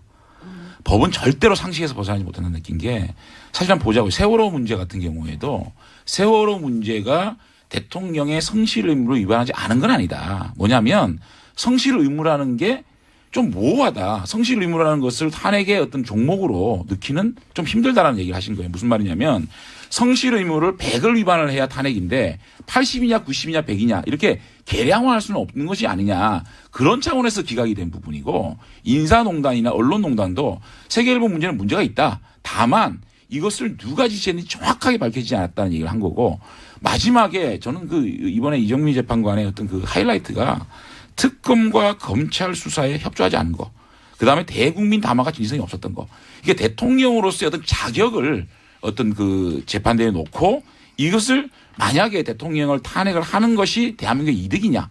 탄핵하지 않는 것이 이득이냐 놓고 봤을 때 헌법 수호 의지가 없는 대통령을 탄핵하는 것이 대한민국의 이득이다. 이런 차원에서 정말 보편적인 상식에서 이것을 판결하기 때문에 저는 앞으로도 이 재판문을 보게 되면 어떤 사람이 대통령이 돼야 되고 새로운 리더십을 어떤 사람에게 부여해야 되는지의 것을 좀 명확하게 우리 사회가 앞으로 나갈 방향을 좀 지향을 해주는 부분이기 때문에 굉장히 목문이었다는 생각이 들고 결정적인 순간 아까 말씀드린 안종범 그 씨가 나와가지고 한 얘기고요. 그러니까 개인적으로 보면 12월 9일 날 탄핵하기 전에요. 사실 모든 시선이 그 당시에 새누리당 비주류 쪽에 쏠려 있었어요. 비박이 그때 주인공이었어요. 제가 그때 이 스튜디오에 나와가지고 말씀드렸잖아요. 몇 표 나올 것 같아요. 그래서 말씀을 제가 230에서 250이다 말씀드렸듯이 사실은 저희 같은 경우에는 만약에 탄핵이 안 됐을 경우에 새누리당 비박계에 쏟아지는 비판이라든지 이런 것들을 굉장히 그 좀 두려워했었고 다만 이런 것들이 저희들이 결심을 하고 새누리당 비박계들이 탄핵을 주도했다. 이런 것들에 대해서 결정적인 순간은 아마 12월 9일 날 국회에서 정말 압도적인 다수로 탄핵이 인용된 것들이 제가 볼 탄핵의 어떤 그 탄핵 소추안이 가결된 것이 가장 결정적인 순간이 아니었나 생각이 듭니다. 이 세월호 관련된 판결에 대해서는 사실 이견이 좀 있는 걸로 상식이라 말씀하시는데 다른 상식을 가신 분들도 있거든요. 이 2부에서는 저희가 같은 소추인으로서 이제 비슷한 시각에 대한 이야기를 나눠봤는데 저희가 잠시 후에 2분 후에 돌아올 시간에는 이제 앞으로 대선이라든가 서로 의견이 전혀 다른 부분들에 대한 얘기를 나누면서 좀 싸워주셔야 되는데요. 지금 너무 화목하거든요, 분위기가. 무슨 함국? 아니, 싸워주셔야 되는데 지금 너무 화목해요. 화목한. 저는 대통령 화목이 싫어요. 탄핵 얘기를 묻는데 화목 안 할 수 없잖아요. 그건 당연한 거고 정치 얘기하면 싸우게 되겠죠. 그러니까요. 왜 싸움을 시키려고 그러지? 저는 싸움이 좋아요. 아 예. 화목하기 싫고요. 얼굴은 평화롭게 생기셨는데. 아니 근데 바른정당은 굉장히 불안해하지 않았었나? 이거 이러다가 만에 하나 탄핵이 안 되면 당이 날아가고 막 끝장나는 거였잖아요. 아니 근데 네. 사실은 처음에 우리 박범계 선배님 말씀하셨듯이 재판물 판결문을 읽어 나가시는데 처음에 앞에. 하나, 둘, 셋 비각되는데 그러나. 야 이거 진짜 그러니까 저는 뭐 믿고 있었는데 그럼에도 불구하고 이제 앞에서 그러나 되는데 야 이제 배치 떨어졌구나. 배치 떨어졌구나. 아니, 저희는 뭐 탄핵이 기각되면 정말로 저희들이 뭐 그냥 뭐 말로 사퇴하겠다는 생각이 아니고 이거는 정치적 책임을 져야 된다는 생각이기 때문에 사실은 뭐 사퇴를 강하게 할 생각이었습니다. 사실 의장님이 발리를 하시더라도 저희는 사퇴를 하려고 생각이기 때문에 지금이야 이거 무슨 말을 못해요. 저희는 진짜 그런 진정성을 가지고 이번 탄핵이 임했다. 그러니까 그때 가슴이 철렁철렁 하셨죠. 철렁보다는 이게 왜 이럴까. 만약에 이것이 탄핵이 기각이 됐을 때 사실은 저 개인적으로 국회의원 그만두는 생각도 있었지만 야 과연 대한민국이 이래 정말 이게 갈 수 그렇죠. 있을까. 그때도 대한민국을 생각하셨어요? 네. 본인보다 앞서서 무슨 말을 못합니까 지금. 자 지금 저희가 박범계 의원님, 김관영 의원님, 장재현 의원님과 얘기 나누고 있습니다. 잠시 쉬었다가 8시 10분에 3부에서 이분들 다 다시 만납니다. 김어준입니다. 탄핵 소추위원이었던 박범계 의원님, 김관영 의원님, 장재현 의원님 세 분과 함께 이야기 나누고 있습니다. 장재현 의원님만 계속 검색어에 올라오고 있어요. 많은 분들이 궁금하셨나 봐요. 글쎄 이제 사실은 제가 이번에 저희 아들 문제를 겪으면서 너무 내 방식대로 저의 방식대로 이렇게 아들을 이렇게 이끌어 가려고 했던 것들이 참 제가 저도 90대 사람이구나라는 말을 느꼈고 이제는 제가 뭐 이렇게 할 수 있는 방법은 없고 이렇게 지켜보면서 다만 우리 아들이 나이에 맞는 행동을 하면서 자기가 원하는 자아를 실현했으면 좋겠다는 생각을 해봅니다. 네. 힘내십시오. 감사합니다. 네, 저도 아들 3명이 있는데 네. 언제 터질지 모르는 화약고입니다. 항상 네, 아들은 다 걱정- 할 거예요. 네. 저도 항상 걱정하고 삽니다. 어제 일요일 날 이제 서울로 올라오는데 우리 아들 고등학교 1학년짜리 아들이 장재현 의원님 아들 뜨고 있다고. 다시. 예, 그래서 제가 오늘 여기 뉴스 공장 같이 출연한다고 하니까 격리에 주라고 우리 아들이 그러더라고요. 떠든 건 힘내세요. 네. 아니 근데 이번에 이제 그 일 터지고 나서 아니 야당 의원님들이 막 문자가 오시는 거예요. 괜찮다 용기 내라 그러시면서 그래서 야, 이 왜 야당 의원님들이 이렇게 격려를 해주시나 싶었는데 하여튼 이번에도 야당 선배님들 참 감사드립니다. 자유한국당에서는 연락 없어요? 고맙다고. 자, 앞 이야기 마무리하자면 전 대통령이네요. 이제 박근혜 전 대통령이 청와대 떠나서 사저에 가면서 메시지를 대리로 냈잖아요. 네. 그 메시지에 대한 논평 간단하게 하고 네네네. 다른 주제로 넘어가겠습니다. 자, 순서를 해주세요. 다시. 순서가 접니까? 예. 글쎄요, 박근혜 대통령, 전 대통령, 국민 감정 건드리는 데는 재주가 있으신 분이에요. 예, 저는 제가 이제 다른 방송에 나가서 예측을 대통령 메시지가 없길래 메시지가 나온다면은 어떡할 것 같느냐라는 질문을 듣고서 주문은 이번에 이제 헌재 재판에 주문과 이유가 있지 않습니까? 네. 이유를 먼저 쫙 얘기한 다음에 마지막에 피청구인 대통령 박근혜를 파면한다. 이게 네. 주문인데 주문은 헌재 결과에 승복, 이유는 불복.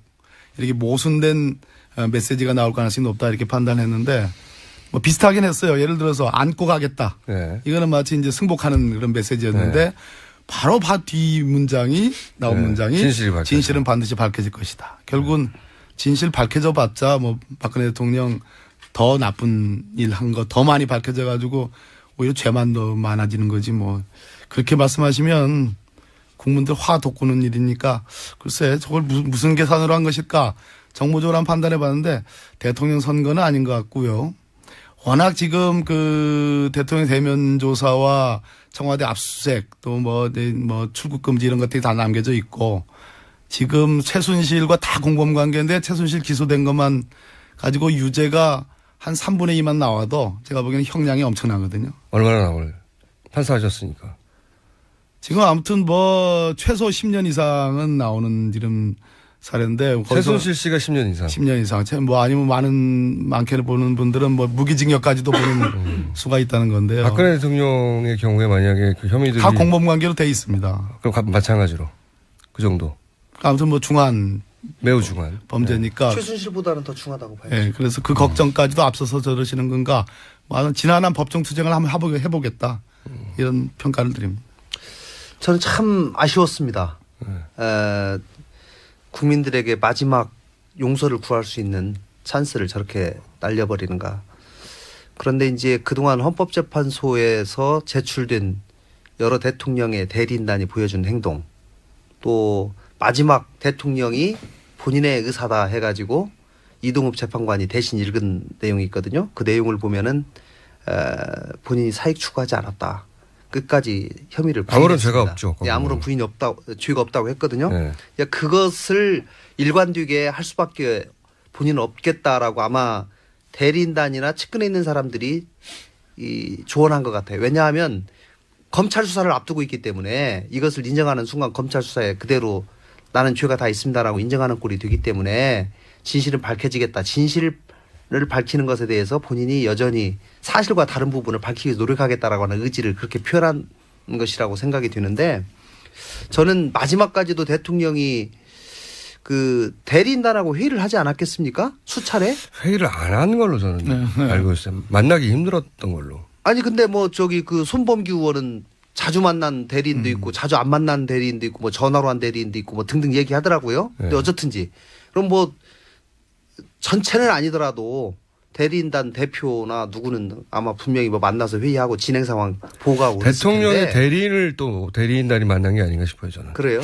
유영하 변호사가 제가 예. 일주일 전에 방송에서 인터뷰를 서로 나란히 했는데 그 삼성동 주택을 지금 최순실의 모친이 사줬다는 거 아니겠습니까? 예, 예. 그게 이제 특검 수사 결과로 밝혀졌는데 그거를 질문자가 물으니까 그거 아니라고 예. 대통령이 다 산 거라고 예. 그렇게 얘기하니까 질문자가 그럼 그거 대통령 만나서 들은 얘기냐 그랬더니 못 만났는데요. 뭐 그런 식으로 얘기를 했어요. 그러니까 제가 보기엔 유영하 변호사조차도 못 만났으면 지금 대통령 대리인들 예를 들어서 뭐 서석구 또 김평호 변호사님 뭐 이동호 변호사 이런 분들 만나기 쉽지 않았을 거예요. 그 윤상현 의원이라고 전 의원. 예. 그 왜 누나라고 부른다고 하는 예, 예. 굉장히 가깝다고 하는 친박 의원이었습니까? 제가 알기로는 독대를 한 번 한 걸로 알고 있어요. 아, 그래요? 그래서 제가 드리는 말씀은 대리인단하고 대리인단이 대통령에게 한 번도 제대로 된 진상을 그러니까 돌아가는 상황을 정확하게 객관적으로 보고할 기회가 없었던 것 같아요.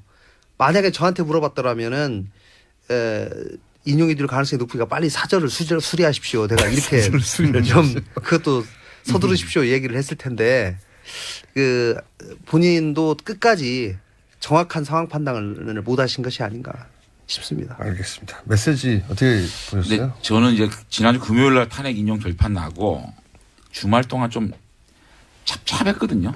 사실은 그게 물론 뭐 대한민국을 위해서 탄핵 인용이 되는 게 다행이라고 생각을 했지만 개인적으로 어떻게 보면 좀 짠한 마음이 있었어요. 사실 어떻게 보면 저희들이 노력해서 만든 대통령인데 이렇게 탄핵된 거라서 주말 좀 짠했는데 어저께 밤에 불복 메시지를 들으니까 야, 그건 맞아. 너무 놀라워요. 그러니까 이럴 수도 있구나. 이런 생각이 또 사실은 그 주말 동안 모든 칼럼이나 모든 사설이나 대통령께서 승복 메시지를 내야 되고 국민 통합, 치유 이런 나이가 나왔는데 진보부 상관없이 다들. 그 진보 보수가 문제가 아니라 네.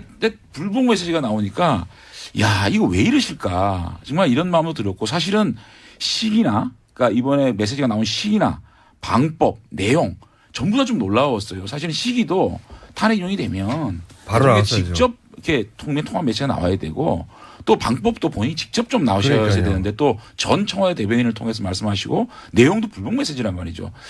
그래서 이것이 패착이 최순실 씨가 지금 감옥에 있다 보니까 연락에 예, 지지할 사람이 제대로 없어가지고. 어드바이스를 이런 것들이 저는 뭐 국론 분열이니 보완을 못한 진보 것 보수가 나눠지니 이런 거에 큰 영향은 없을 거라고 봐요. 대부분의 국민들이 승복을 해야 된다는 성숙한 시민들이기 때문에. 그런데 다만 보수 진영 내에서 조금 이렇게 친박이냐 비박이냐 요런 좀 그 어떻게 보면 갈라치기 이런 것들 아니겠냐. 그래서 결국은 소수 친박 또 지역색 요런 걸로 끝까지 정치를 하시겠다는 뜻으로 보여지는데 저는 바른정당 입장에서는 오히려 자유한국당에다가 자 그러면 헌재 판결에 대해서 승복하느냐 승복하지 않느냐에 대해서 의원 각각이 이제는 입장을 밝힐 때다.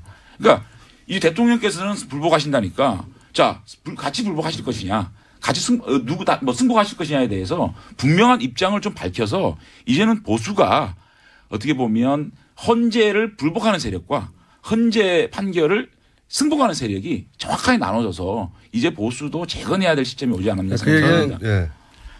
어제 그 승복할 수 없다 사실상 그 입장 발표를 민경욱 의원을 통해서 했다는 것이 굉장히 네, 중요하다고 전 대변인. 생각합니다. 예. 사실은 그 진실을 밝힌다. 이 얘기는 법정 투쟁을 앞으로 수사와 예. 기소되면 그거를 예고한 건데 그거는 사실 법률 전문가 탄핵 소추 탄핵 그 방어 대리인들을 시켜야 될 일이거든요. 사실은. 왜냐하면 탄핵 심판에 대한 입장이기 때문에. 근데 정치인을 골랐고 그중에서 친박 의원을 골랐고 그중에서 청와대 대통령으로 계실 때에 대변인으로 썼던 인물을 골랐다는 얘기예요. 예. 이 얘기는 왜냐하면 어제 그 메시지는 정치적 메시지고 뭐 법정 투쟁을 하겠다라고 돼 있지만 정치적 메시지고 친박 핵심 나를 따르는 의원들을 과거에 대통령직에 있었던 의원들을 중심으로 해서 무언가 재건을 하겠다. 저는 그렇게 받아들였습니다. 근데 그게 저는 그 메시지가 그 재건을 하겠다고 하는 본인들의 의지에 스스로 총을 쏘는 자살에 가까운 메시지였다. 이거 그래서 모일 수가 있겠어요? 사실은? 그 중도와 네. 또는 야당을 지지하는 지지자들을 놓고 본다면 어제 그 메시지는 분명히 에라죠. 그러나 대선을 생각하지 않고 아까 그 시간이 가면 진실은 밝혀질까 이 시간이 간다는 그 시간 타임 스케줄이 저는 대선을 목표로 한 것은 아니라고 보여져요. 그 그렇겠죠. 뒤를 겨냥한다면 극소수일지라도 열성적인 자기 지지자들에 대한 메시지로서는 뭐 그나마. 근데 그들이 힘을 가지려면 나머지 사람들 중에 애초에 동정심을 가졌던 분들이 따라 붙어줘야 되는데 그걸 틀렸죠. 예, 스스로 털어내는. 근데 이제 제가 어저께 이 그 대통령 메시지 나온 다음에 그 자유한국당의 상임 고문님 원로분하고 한번 통화를 했었는데 솔직히 이런 말씀을 하시더라고요. 마지막 신라같이 남은 희망을 잘라버리는. 대선에서 그 희망을 예. 이제는 보수가 집권하는 것은 물건 같다. 이제 보수가 정말 국민들한테 어떻게 이 대선을 통해서 다시 각인시키고 하는 재정립이 필요한 거지. 야, 정말 힘들어졌다는 말씀을 하시는데 굉장히 저도 동의를 하고 어저께 그 대통령께서 결국은 대한민국을 위해서도 아니고 또 보수 진영을 위해서도 아니고 그야말로 소수 친박의 팬클럽. 어떻게 보면 남아있는 네. 이것을 가지시겠다라는 모습에 안타까웠는데 그러면서도 바른정당 입장에서는 굉장히 자유한국당에서 탈당 많이 하겠구나 이런 생각하시지 않았어요? 근데 지금 이제 사실은 지금 이제 보면 네. 앞으로 검찰 수사에 나가시는 문제 또 그것이 구속 수사가 될지 불구속 수사가 될지 모르겠지만 그런 많은 과정이 있습니다. 이 과정 속에서 여론이 어떻게 변할지는 모르거든요, 사실은. 네. 그렇기 때문에 그런 것들 지켜보면서 소수 어떤 그 세력들을 결집을 시키겠다는 것이기 때문에 박상호 바른정당은 지금까지의 어떤 그 행보하고 틀려질 게 없을 것 같아요. 자유한국당은 아까도 말씀드렸지만 이삭죽기. 아니요. 이삭죽기도 아니고 보십시오. 헌재의 그 결과를 수용하겠느냐 못하겠느냐라고 자유한국당은 이제 정말로 이제는 입장을 밝혀야 된다. 수용하는 세력은 저희와 같이 할 수 있는 것이고 이걸 불복하겠다는 세력은 자유한국당 남아서 그러니까요. 이제 그렇게 보면 보수 진영의 어떤 그런 그 세력들을 저쪽으로 완전히 우측으로 밀어낼 수 있는 환경이 조성됐기 때문에 극우로 밀어낼 수 있기 때문에 저희로 봐서는 지금까지의 스탠스와 일관되게 가는 것이 중요하다고 그러니까 생각합니다. 수학의 계절이 돌아옵니까? 바른정당 입장에서는 막 이삭죽기 하면서 그렇죠? 그러니까 또 그 세력들을 완전 우측으로 몰아내면 또 중도를 바라볼 수 있는 기회도 생기거든요. 네. 그래서 좀 넓고 큰 정당. 몇 명이나 들어올 거라고 보십니까? 바른정당에? 그래서 저희들이 이제 또 고민을 하고 있죠. 하고 있는데. 표정 관리하시면서. 하여튼 뭐 많은 분들이 또 함께하지 않을까. 많은 분들이 함께하지 않을까. 저는 좀 생각이 좀 달라요. 아, 그러세요? 저는 그러니까 그 평화의 시기가 오고 예. 통합의 시기가 오면 지금 사당 체제의 스펙트럼이 그대로 드러날 가능성이 높은데 그리고 오히려 중도의 힘이 많이 받을 가능성이 높은데 박근혜 대통령이 양극단으로 갈라치기를 정확히 했고 그런 측면에서 더군다나 앞으로 수사와 뭐 압수수색 이런 것들 출국 금지 기소 이런 문제가 다 남겨져 있는 사안에서 이것이 오래 끌 수 있는 사안이 아니거든요. 앞으로 한 달 내에 아마 검찰이 전광석과 같은 수사를 하지 않을 수가 없는. 그렇겠죠. 그렇기 때문에 일종의 갈등이 다시 첨예화되고 네. 이슈들이 극단적인 이슈들이 다시 첨예화되는 과정에서 그다음에 수사에 순순히 응할 것 같지 않아요. 지금 같은. 굉장히 갈등이 첨예화될 네. 겁니다. 그렇다면 오히려 바른정당의 위기가 더 심화될 수 있는 가능성이 높죠. 그 바람 아닌가요? 아니, 동의를 하는데요. 한번 네. 보자고요. 지금 이번에 김평호 변호사가 투입되고 탄핵 인용이냐 아니냐는 과정에서 탄핵 인용에 찬성하시는 분이 72%까지 어떤 보면 72%가 떨어졌는데 이번에 탄용 결정 나고 난 다음에 보면 87%까지 올라갔거든요. 그러니까 저는 우리 국민들이 굉장히 어떤 그 승복 문화와 이제 시민의식이라는 게 굉장히 민주의식이 굉장히 수준이 높아졌기 때문에 그래서 바른정당이 많이 올 거라고 생각하시는 그런 것들이 제가 볼 때는 그러한 동정은 동정이래 어떻게 보면 굉장히 이성적으로 국가가 바로 나가야 된다고 생각하고 또 지금 더불어민주당이 45% 어떤 것들 보면 47%까지 올라가는 49%도 나왔어요. 그죠? 네. 그러다 보면 제가 볼 아니 때 자유한국도 확 떨어졌어요. 그러니까 그렇게 보면 그건 보실 텐데.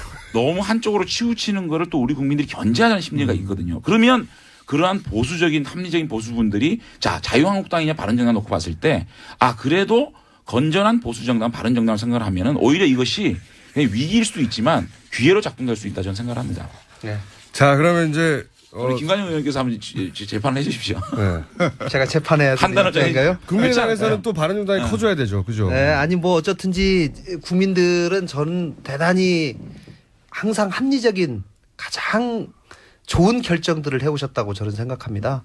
예를 들면 어제 박근혜 대통령의 그런 성명으로 인해서 많은 국민들이 사실 실망을 할 겁니다. 그리고 두 의원이 말씀하신 것처럼 한쪽 극단으로 가는 세력이 거의 이제 명확해지는 그런 자유한국당은 쪼그라들고 예. 바른정당이 커질 거라고 보시는 거죠? 뭐 그렇게 될 가능성이 그래야 아무래도 또 국민의당과 연대 가능성도 좀 좋아지고 민주당 견제도 가능해지고. 근데 진짜로 이번에 등등 그러나 어쨌든지 제가 드리고 싶은 말씀은 여기서 편이 또 갈리네요. 한정당이 45% 49% 저도 뭐 과거에 민주당이 있었습니다마는 이 모든 절대 권력은 부패한다는 진실. 절대 권력은 부패한다.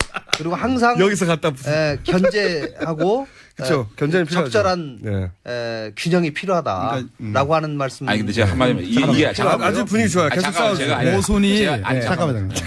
이게 모순이 해소가 되면 소위 스펙트럼대로 이렇게 배열이 됩니다. 근데 어제의 그런 내가 도저히 승복할 수 없다. 진실을 밝히겠다는 것은 탄핵법정에서 헌법재판관들이 밝힌 최소한의 탄핵 사유도 지금 부정하는 거거든요. 이 얘기는 앞으로 수사 뭐 여러 가지 이 절차들을 다 부정하겠다. 박근혜 전 대통령이 계속 갈등을 일으켜.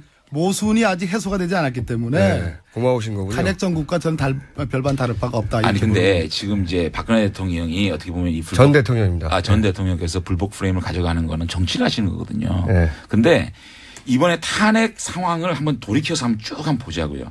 최순실 국정농단 사태가 터진 다음에 이 광장에서 우리 없어요. 국민들이 분노하고 그 분노를 헌법적 테두리인 국회가 가져와서 국민의 힘으로 탄핵을 가결을 하고 헌법재판소에서 보냈습니다. 근데 헌법재판소에서 보낸 과정에서 또 대통령 대리인단 측에서 이렇게 여론재판을 몰고 가고 또 국민을 분열시켰잖아요.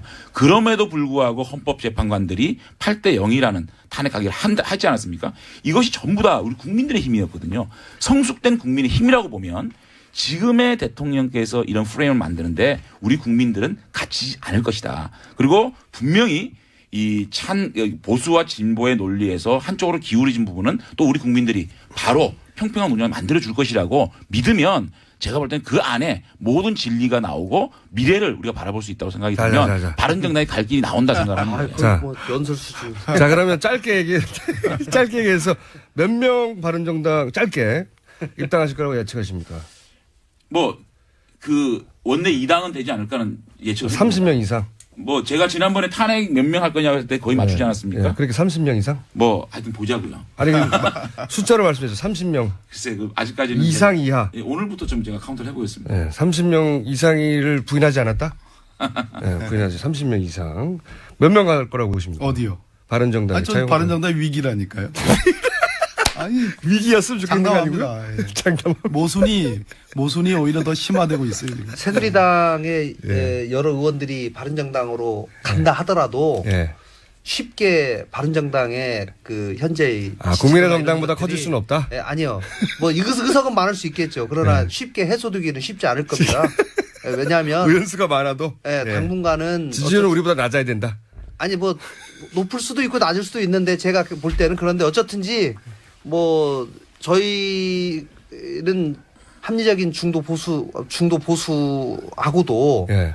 뭐 충분히 정책에 대해서 얘기할 수 있다. 김종인 변수는 아니, 어떻게 보세요? 김종인 변수. 아니 잠깐만 요 얘기를 좀 더 해야 돼요. 아이고. 이게요. 우리 후반에 붙어가지고 큰일 날 시간이 이게요. 없어가지고. 내일 한번 이 더 바른 나왔어요. 정당은 위기가 오지 않으면 기회가 될 수가 없어요. 맞습니다. 이게 굉장히 위기가 오고 판이 흔들렸기 때문에 바른 정당 기회가 있다고 보고요. 한 가지 말씀을 드릴게요. 지금까지 탄핵 지지율 꼴찌에 가까웠으니까요. 맞습니다. 그럴 수밖에 없는 게 탄핵 인용이 돼야 된다는 80% 국민이 있었어요. 그런데 더불어민주당이 45%가 돼 있고 국민당이 10%잖아요. 55%입니다. 25%에 이 바른정당을 지지할 수 있는 분들이 있는데도 불구하고 저희가 5%밖에 안 되는 거는 네. 저희들이 지금까지 양극단의 논리에서 저희들이 조금 차별화시키지 못한 그런 패착이 있었거든요. 그래서 이제 대표와 최고위원 지도부가 다 이번에 사퇴를 했고 이제는 사퇴한 이유가 뭔가요? 아니 근데 담자는 거죠. 그러니까 자유한국당에서 많이 와서 여기 아니 그건 아니고요. 누굴 닮은 자유한국당이든 중도세력이든 간에 네. 저희가 비우는 마음으로 가야 그러니까 바른정당을 우리가 처음에 뭐 창당을 했고 창당 발기인이었기 때문에 저희가 주인이다가 김종인 대표 아니고 거기 오라는 거예요? 주인을 비워드릴 테니까 이제 그러니까요. 이 정당을 정말 국민의 정당 대중정당으로 가자는 마음에서 비우는 거거든요. 김종인 전 대표 변수 이제 변수가 되나요? 그러니까 저희들은 제가 볼 탄핵을 찬성한 80% 중에 민주당과 국민의당을 지지하는 사람 빼고 25% 이것부터 바로 복원을 하게 되면 저희 탄력을 받을 거라고 생각합니다. 김종인 전 대표의 이제 화두가 결국은 개헌론 또는 임기 단축론을 근거로 해가지고 일종의 이제 반문 반박 뭐 강력한 빅텐트를 만들겠다는 거 아니겠습니까? 네. 그런데 그렇게 되려면 소위 이번 탄핵 정국에서의 모순들 적폐의 본질인 박근혜 최순실의 모순들이 다 해소가 돼야지 그러한 정치적인 구도로 가게 되거든요. 그런데 그런 모순들이 해결이 되지 않은 겁니다. 그러니까 그래서 국민들 눈에 적폐가 여전하다. 아직도 반성하지 않는다.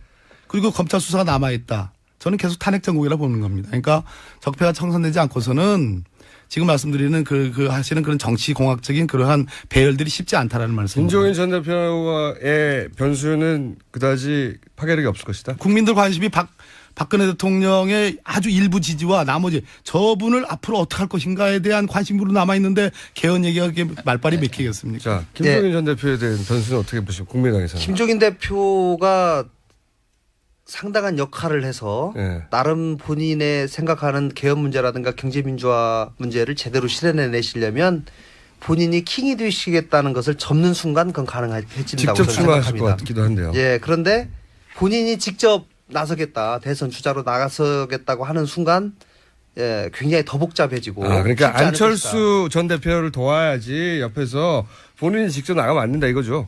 뭐 저희 입장에서는 저희 당 후보를 돕는다면 더 바람직하다고 생각하지만 어쨌든지 전체를 본인이 생각하는 빅텐트를 조금이라도 생각하고 구체화시키려면 본인이 먼저 희생하는 모습을 보여야 된다. 김종인 대표가 이제 민주당 진영 외에 다른 진영에서 어느 정도 영향이 있을지는 미지수입니다. 아직까지. 다만 더불어민주당에서는 정말로 심각하게 생각해 봐야 됩니다. 김종인 대표가 경제민주화를 이루기 위해서 박근혜 대통령을 만들었습니다. 그럼에도 불구하고 박근혜 대통령께서 경제민주화를 이룰 의지가 없었기 때문에 더불어민주당을 도와서 그럼 더불어민주당에서 경제민주화를 실천해 보겠다고 가셨지 않았습니까? 그리고 이번 20대 총선에서 김종인 대표의 역할을 또 역량 부정할 수가 없지 않습니까? 바른정당 오시는군요. 잠깐만요. 그럼에도 불구하고 더불어민주당에서 경제민주화의 의지가 없다고 생각이 다 나온 거 아닙니까? 그것도 국회의원을 내려놓고 나왔거든요. 그 부분에서 더불어민주당에 대한 타격은 불가피할 거라고 보고 다만 이 경제민주화는 상징성을 가진 분위기고 대한민국이 앞으로 가야 될 경제가 좀 더 공정하고 좀 더 우리 국민들의 어떤 양극화를 해소해야 된다는 측면에서는 이분이 가진 파괴력은 분명히 존재하는데 이것을 어떻게 이것이 정말로 국민적인 어떤 그 역할을 할 것이냐에 대해서는 조금 의문이 있지만 더불어민주당은 진짜 심각하게 한번 생각할 필요가 있다 생각합니다. 더불어민주당 걱정하시기에는 지금 바른정당이 너무 급하고요.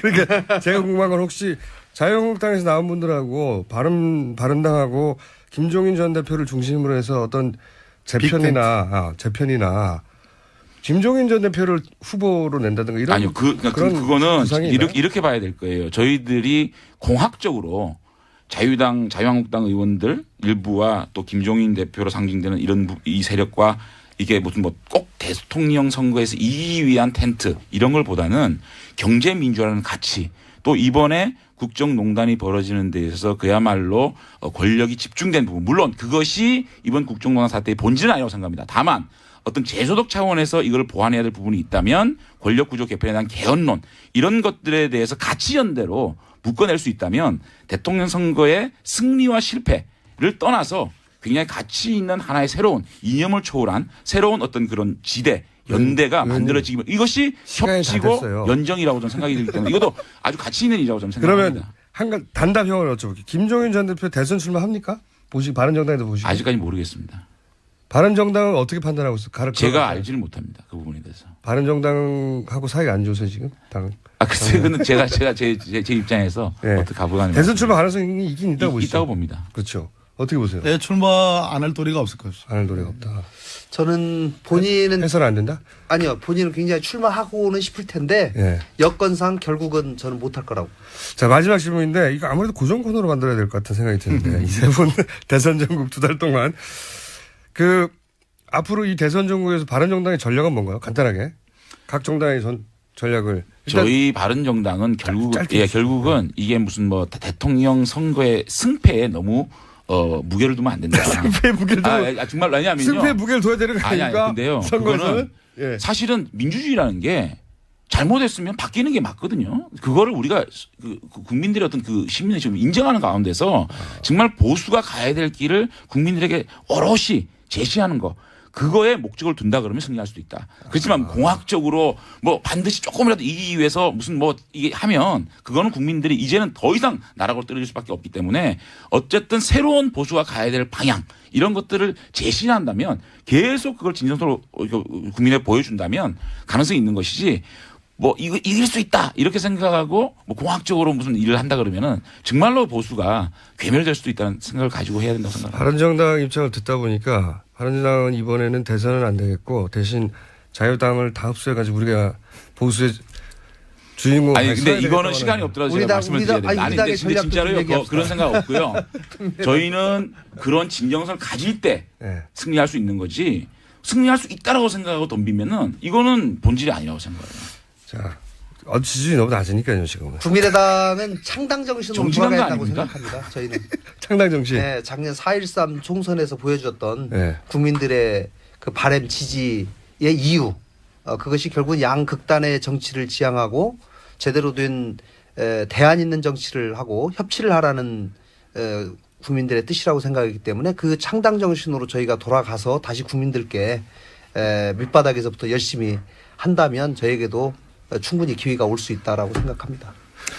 더불어민주당은 여유가 넘칩니까? 아닙니다. 그렇지 않습니다. 절대 그렇지 않고 사실 박근혜 대통령이 지금 나오시면서 어떠한 제스처와 어떠한 이미지를 국민에게 주느냐가 사실 중요한 대목이었는데 모순이 아직 해소되지 않았다. 이 얘기는 뭐냐면 적폐청산에서 정의를 어느 정도 회복하는 데는 헌재의 탄핵 결정으로 기여를 했지만 적폐의 근원적인 원인, 문화와 제도를 개선하고 궁극적으로 그것이 국민의 이익이 된다는 것. 예를 들어 적폐를 청산하는 것이 일자리 창출과 연결되어 있습니다. 이렇게 얘기하면 지금은 국민들이 무슨 소리야 잘 모르겠는데 이럴지 모릅니다. 그러나 적폐 청산이 사실은 경제 회복과 민생을 살리는 데에 연결이 돼 있다는 말씀을 드리고 그런 쪽에 더불어민주당은 갈 거다 이런 말씀 드리겠습니다. 더불어민주당은 굉장히 여유가 있으시고. 그렇지 않습니다. 지지율 다 합쳐봐라. 우리 반도 안 되지. 이런. 김어준 총장님. 김어순이라고 할 뻔했어요. 이런 표정이시고. 저희가 이거 굉장히 재밌는데요, 의외로. 저희가 만약에 고정 코너 하시면 나오실 걸로 알고 그러면. 자, 지금까지 탄핵소추위원분들입니다, 다. 네. 박범계 의원, 김건영 의원, 장재현 의원 세 분과 함께했습니다. 감사합니다. 고맙습니다. 네, 고맙습니다. 중앙 언론사 사장 왜 국민들이 못 뽑습니까? 국민들이 그들을 뽑을 때 그들이 국민들의 눈치를 보게 돼 있습니다.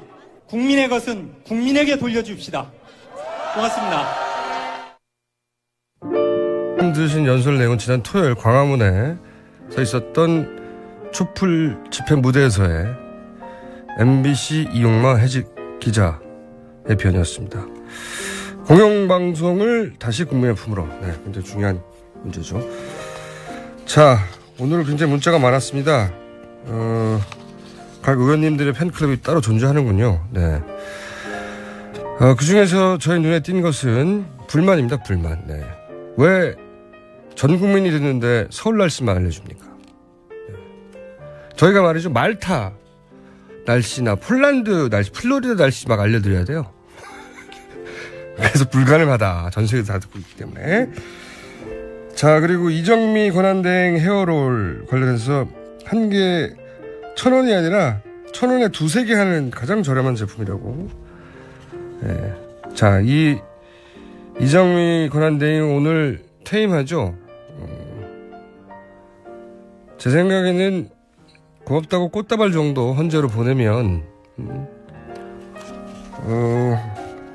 좋을 것 같습니다. 네. 큰 여기까지 하겠습니다. 르몽드 디플로마티크 한때 편집장, 현재 편집위원, 사단법인 인문결연구소 소장. 이렇게 소개 말이 긴 분들이 대부분 바쁘지 않아요. 임상원 의원 나오셨습니다. 안녕하십니까? 네, 안녕하세요. 네, 안 바쁘시죠? 지금 밤새서 눈 부은 거 안 보이세요? 안 보입니다. 자, 저희가 외신을 통해서 국내 현안들을 짚어보는데, 이 탄핵 인용된 거는 이게 전 세계적인 뉴스가 맞거든요. 네, 그렇죠. 대통령이 탄핵되는 거는 전 세계적으로 드문 일이기 때문에, 전 세계 탑 뉴스였어요, 실제.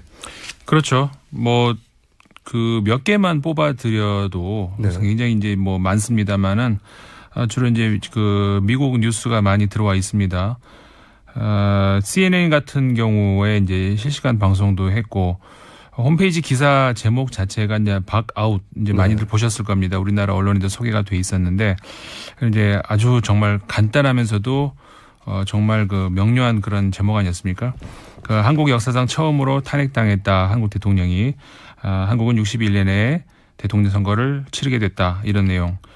그다음에 뉴욕타임스 신문 같은 경우도 한국의 첫 여성 대통령, 냉전 시대 군부 독재자의 딸인 박근혜 전 대통령이 보수 기득권의 아이콘이었다. 이런 표현이 나왔고요. AP통신 같은 경우에 또 역시 마찬가지입니다. 한국의 첫 여성 대통령이 아주 기가 막힌 몰락이었다.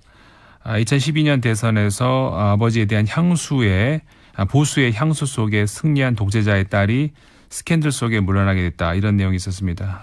그 외에 다른 나라 같은 경우는 영국의 로이터 통신도 있었습니다. 한국의 헌법재판소가 만장일치로 박근혜 대통령의 탄핵을 결정했다. 그 이후로는 대기업들과 관련된 뇌물 스캔들이 박 대통령에 연루된 점을 지적을 했다. 기타 그런 내용도 있습니다. 재미있는 거는 이제 종이 신문도 그렇습니다만은 인터넷상에 이제 이런 기사들이 실리면서 영국의 가디언지 같은 경우에 인터넷 기사가 나오면 댓글들이 있지 않습니까? 그 댓글 중에 하나 재미있는 게 다음은 미국 차례다. 아니 실제로 저도 이 기사들 보면서 이제 댓글들을 잘 봤는데 SNS 네. 반응이나 미국에서는 부럽다는 반응이 되게 많아요. 한국도 할 수 있는데 우리도 할 수 있다 이런 거 있잖아요. 네. 우리가 수십 년 동안 미국을 바라보면 미국을 이제 민주주의의 우리 교과서처럼 여겨왔는데 네. 거꾸로 외신 반응, BBC도 그런 반응이 있었는데 이 양반들이 보기에 영어로 다 읽으신 거예요? 네.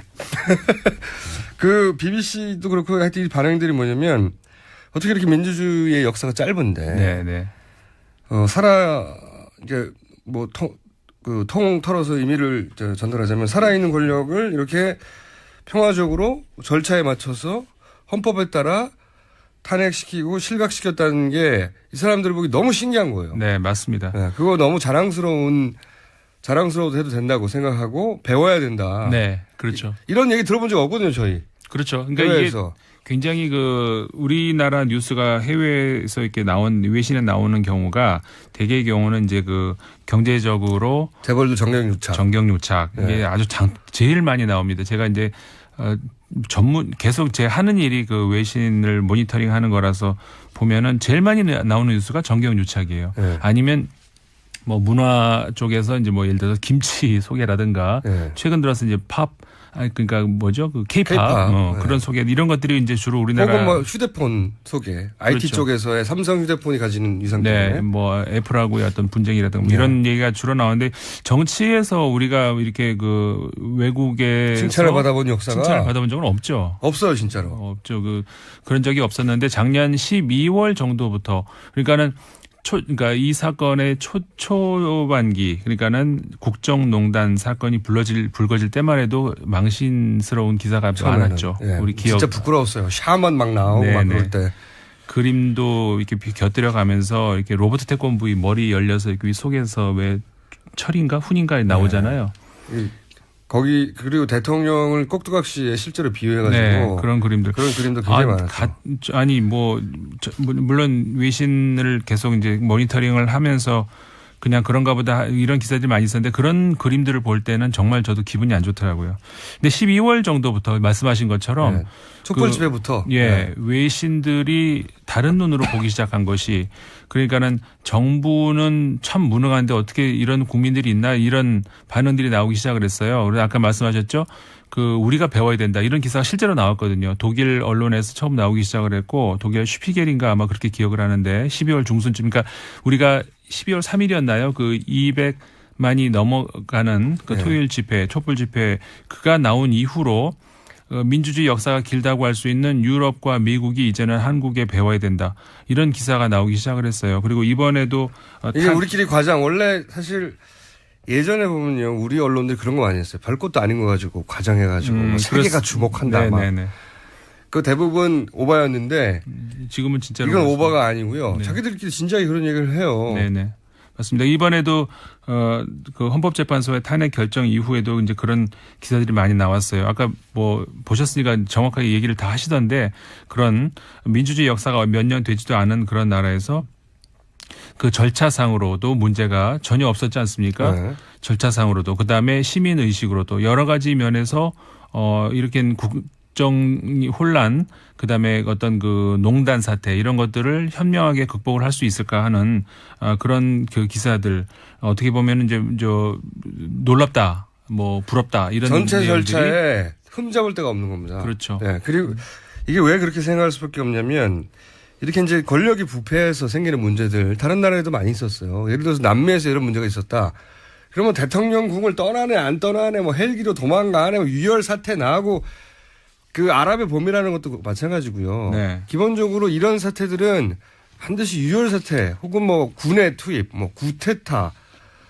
처음에는 외신들도 네. 그렇게 봤겠죠. 그렇게 될 거라고 들 상상하면 왜냐하면 그게 수십 년간 보아왔던 네. 패턴이거든요. 전 세계적인. 우리도 소위 친박이라는 골수 지지 팬들 그분들 그렇게 얘기를 하잖아요. 이거는 쿠데타 밖에 없다. 군대 일어나라 이런 얘기들 실제 우리나라 내부에서 나오고 있잖아요. 그렇게 될 거라고 외신들 처음에 봤겠죠. 왜냐하면 그게 어느 나라나 현재 살아있는 권력을 축출해내는 과정에서 반드시 일어나는 과정이고 네. 이거를 국민들이 길거리에 나와서 촛불을 들고 평화적으로 절차적으로 또는 국회 가결을 거쳐서 헌법재판에서 판결이 나서 사저로 돌아가면 이런 전례가 없어요. 아무리 찾아보세요. 있나.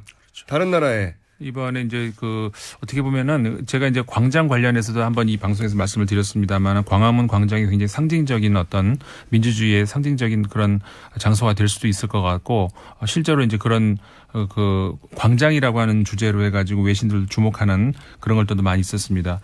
그리고 평화 시위 이런 얘기 우리 많이 했었습니다만은 정말 거의 기록적인 아무 사건 사고 하나 없이 그 부상자 없이 그 얘기도 계속 반복해서 언론들에서 해요. 예. 이 촛불 집회 얘기하면서 한 명의 구속자도 없었다. 네. 부상자도 없었다. 이럴 수가 있는. 왜냐하면 이 서구 민주주의 교과서라고 우리가 믿고 있는 서구에서 이런 집회 일어나면요.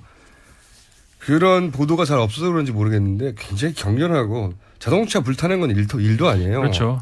제가 프랑스에서 이제 근무하고 있을 때도 제가 본 사실만 들어도 뭐 엄청난 그 경찰은 당연히 이제 방망이를 들고 다니고 네. 시위가 일어나면 주변 가게들 창문 다 깨지고요. 이게 그 굉장히 그 시위라 하면은 이제 그런 폭력 사태를 기본적으로 연상하죠. 연상을 할 수밖에 없는데 한마디로 새로운 문화죠. 새로운 시위 문화를 보여줬다는. 저는 그런 이 촛불 집회는 노벨 평화상을 받아야 됩니다. 아 진짜 그 생각 못했는데 그럴 수도 있겠는데요. 네. 노벨 평화상 2017년 노벨 평화상의 강력한 후보로 남들이 안 밀면 제가 밀 생각입니다.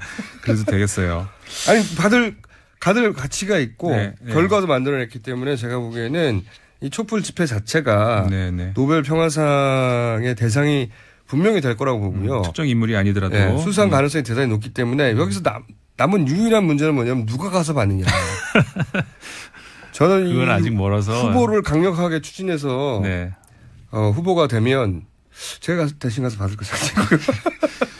뭐 그리고 이제 뭐 여러 가지 있습니다만은 특히 그 AP 통신에서 또 그 한 가지 그 반응을 나온 거 우리가 또 주목할 필요가 있는 것 같습니다. 그러니까는 탄핵은 탄핵이고 그 다음에 그러면은 한국의 정치가 이제 어떻게 될 것인가. 그다음에 지금 그 개헌 문제 뭐 우리나라에서도 많이 나옵니다만은 개헌 이야기가 또 AP 통신에서 좀 언급이 됐어요. 그러니까 무슨 얘기가 있었냐면은 아이러니하다. 뭐가 아이러니하냐면 이 탄핵안 가결 사유가 87년 헌법에 대한 중대한 위반이었다는 것이었는데 헌법 수호 노력 직후에 개헌 논의가 나온다? 이건 좀 아이러니하다. 이런 반응이 나왔어요. 그것도 그들이 보기에도 아이러니하죠. 예. 네. 지금은 그 소위 문제가 됐던 범죄 행위들에 대해서 막 따지고 들어갈 것 같은데 갑자기 왜 정치권에서 개헌 얘기가 나오는지에 대한 의아함은 외국 언론들한테 있어요. 네. 그래서 이게 이제 뭐 우리도 한번 생각해 볼 문제가 아닌가 싶어요. 우리가 외신을 보는 그 뭐 또 목적이 그런 것 중에 하나도 있는데 이게 과연 제도의 문제인가 문화의 문제인가. 그러니까는 물론 이제 현 제도가 완벽하다는 그런 말씀을 드리는 건 아니고 물론 고칠 거리가 있긴 있는 것 같습니다만은 우리가 어떻게 생각해 보면은 그 제도가 뭔가 잘못돼서 이런 일이 났다? 글쎄요. 그것보다는 우리 문화 안에 어떤 경직된 그다음에 그 제왕적인 어떤 뭐 보스를 모시는 그런 문화가 자리 잡고 있어서 그게 대통령을 우리가 생각하는 국민들 안에서도 그런 게 있는 것이 아닌가 이런 생각을 외신들도 보고 있거든요. 우리가 국민들도 한번 생각을 해볼 필요가 있는 것 같습니다. 그리고 이제 예를 들어서 그 닉슨도 이런 과정을 거쳐서 탄핵된 게 아니거든요. 본인이 그런 절차에 들어갈 것 같으니까 사임을 한 것이지. 그렇죠. 네. 이런 전례는 정말 찾기 어렵고 앞으로도 계속 해제될 것이고 노벨 평화상 받아야 된다고 보고 좀 재밌었던 것은 일본의 반응이에요. 네. 일본의 반응은 뭐랄까 어떻게 이게 가능하지? 좀 약간 부정적인 뉘앙스요. 네. 왜냐하면 일본의 방송들은 보니까 탄핵이 기각될 거라고 생각하고 있더라고요. 기각되었으면 좋겠다 싶은 마음이 반영된 건지 뭐랄까 그 일본에서 불가능하지 않습니까 이게. 그러니까 전 두 가지로 볼 수 있을 것 같아요. 일본 사회 같은 경우가 일단은 그 시민 사회라고 할 수 있는 어떤 그런 운동이 우리나라보다 적죠. 그러다 보니까 네. 전체적으로 사회가 이제 이렇게 우리나라보다 뭐 보수화됐고. 예. 네. 좋게 말하면 안정적인 건데 이게 좋게 볼 만한 것은 아닌 게 사회가 변화가 없는 거죠. 그래서 이제 그런 면도 있고 그다음에 또 하나 현실적으로 정치적으로 만약에 이제 한국의 정부가 바뀐다던가 정권이 바뀌었을 때 다시 시작해야 되는 일본 입장에서는 그렇죠. 현 정부 입장에서 보자면 안 좋은 상대가 될 수도 있는 그렇죠. 파트너가. 자, 네. 오늘 여기까지 해야 될 것 같습니다. 지금까지 르몽드 디플로마티크 편집위원 임상훈 의원이었습니다. 감사합니다. 네, 감사합니다. 저는 김어준이었습니다. 내일 다시 뵙겠습니다. 안녕.